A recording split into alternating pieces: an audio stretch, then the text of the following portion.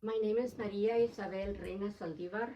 I was born in Ciudad Obregón, Sonora, Mexico in 1960. And my mother's family was half Spaniard and half Mexican. So I am half Mexican and half Yaqui, and some Spaniard from my mom's side. So her family, they were braceros. Braceros are families that migrate to Mexico, migrate to the United States to work in the fields. I mean, they pick cotton, all the fruits that are in season. The whole family comes, and the children work too. They have to because that's the only way they're going to make enough money to take back and sustain them till the next time they come. And on one of the trips over here to Mexico, one of the migrant trips they made, um, my mother's mom, I don't know if she was pregnant when she came or got pregnant here. So my mom was born here in Needles, California, and she automatically became a citizen.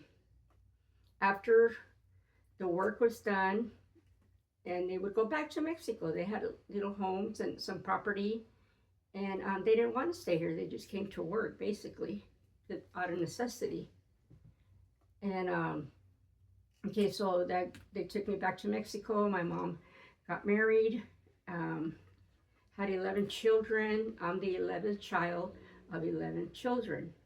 Six of them died because they were very, very poor. They didn't have prenatal, and a lady that used to help deliver the babies would come, and there was no care afterwards either. I mean, she helped the baby come out, cut the cord, and that was it. That was her job. And these women go to rural areas and poor areas, and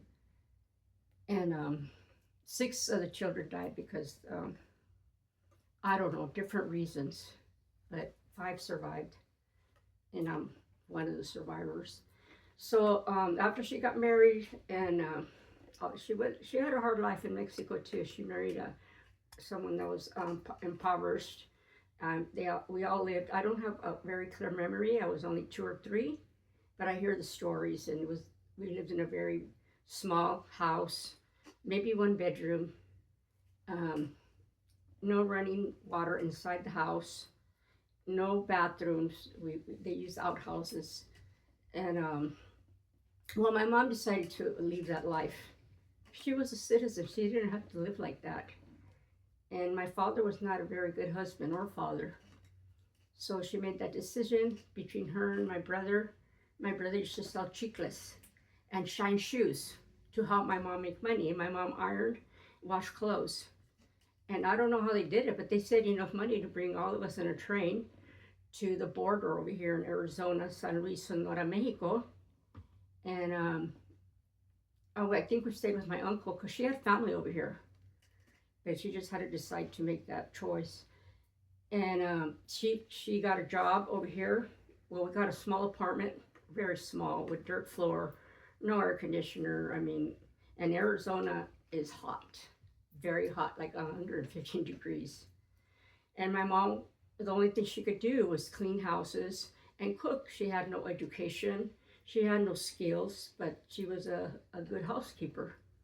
So she came to the U.S. She found a job with the policeman Leroy Hightower, and she worked with him for a long time. But she had to leave us on the other side of the border to come work because we were not legal. And where was she going to take us? And yeah, it was hard because she would leave us for like a week, sometimes 2 weeks. And my sister MReyn, she was 14, and she had to take care of us. That was a lot of responsibility. They took her out of school, and now she was like taking care of all of us, three of us. My brother, I don't know, he kind of went in and out, and it was dangerous. Anything could have happened. We were three underage girls living in a little apartment. Well, nothing happened, thank God. And the policeman, I told my mom, because she really took a liking to her. She was a good housekeeper and took care of his children in his home. And he told her, you're a citizen. You can bring your children and they can become citizens because you're a citizen. I guess she didn't think about it or didn't know how to go about it, the details.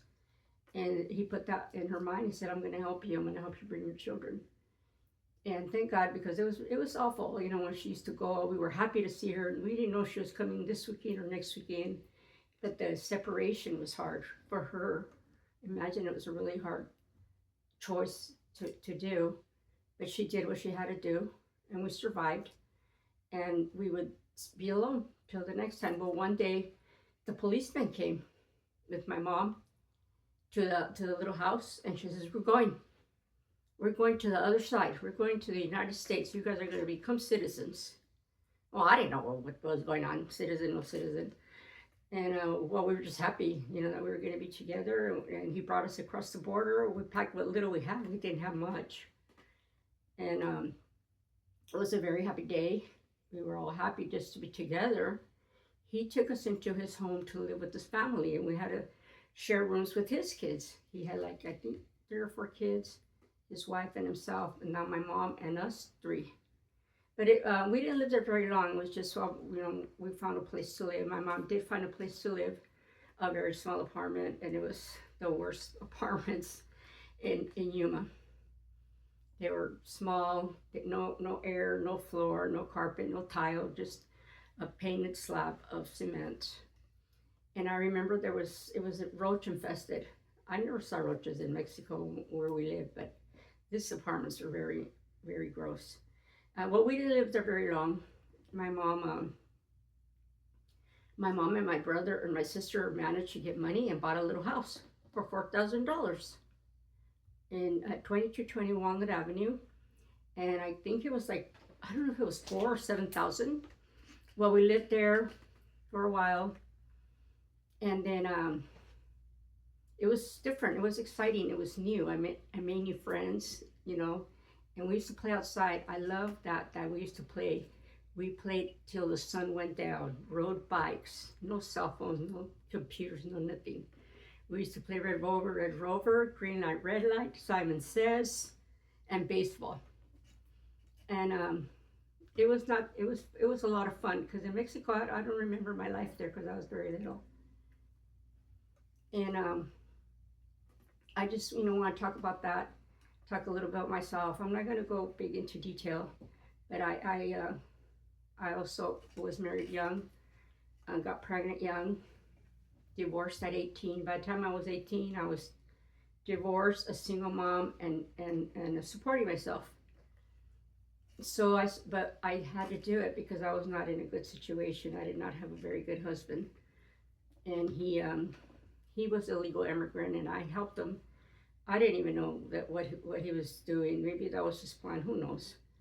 But before he knew it, he had paperwork and not like legal advisor. And we're going to Tijuana to go to the immigration, and they kind of interrogate you and ask you questions. Are you married? And like personal questions to make sure that you are married, and you have to have proof, and what side of the bed you sleep in, how many bedrooms, stuff like that.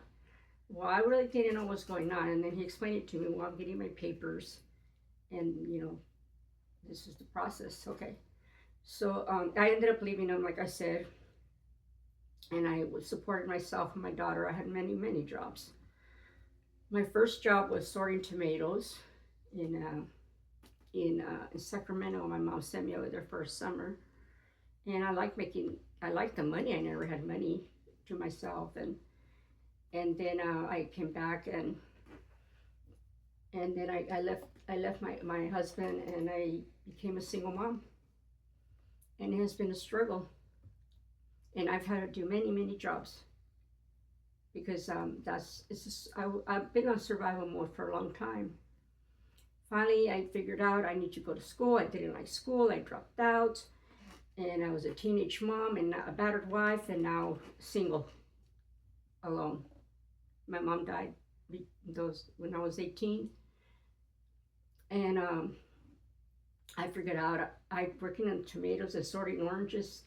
I'm like, no man, I have a lot of more potential, and I'm an American citizen. I speak English. I'm gonna try to go back to school. And I did. I got a GED, and then after that, I took photography, and I was doing and working for a newspaper because I went to a trade school, graphic design, commercial art, and production was the class. And I went in there and I talked to the teacher, and I was seeing everything they were doing, and I'm like, this is amazing. They were artists. There's a room full of artists that want to make a living, uh, doing art, but not painting and selling. So she said, okay, go home, draw me some pictures, come back tomorrow. So I did. I don't know what I do pictures of, whatever I could think of, because I wasn't like a professional trained artist, drawer, illustrator. So I went back, and she said, yes. So yes, you're in. And I was like, yes. I mean, I felt like this is a good thing. This is a good choice. And she told me that I was an artist, Mary Tuck. I don't forget her name. She was very supportive and a very excellent teacher, and taught us what we needed to learn and encouraged us. And she says, you're an artist, and that's why you see things and you feel things the way you feel. Because I'm a very sensitive, emotional, empathetic person. And not everybody's like that. And I didn't really know. Nobody had ever told me. Okay, so then I got a paper with the newspaper. Then I got a job at a independent newspaper as a photojournalist. And I had other jobs, but then I became an art teacher. I was hired with no experience, no degrees. I became I worked for a nonprofit organization that taught special needs children. And my first class that was offered to me was a stigma art class. And I didn't even know what stigma meant. I had to go home and check what stigma meant, to reduce a stigma class, to reduce the stigma of mental health. So I'm like, okay, you think I could do it? I could do it. And I did. And I was good at it because I wanted to be an art therapist or an art teacher. I just did not like school. I don't like testing. I feel pressured, and you have to take certain classes that you really don't like. But this came to me, and from there, my life changed. I started painting with oil paintings, and I was amazed. It had it in me. I just didn't know. So I fulfilled my dream to teach and do art and paint and be creative and pass that on to children from 2 to 80, because I also work with Alzheimer's patients at the Bowers Museum, at the after school program. And now I'm here doing this interview for Julia's class.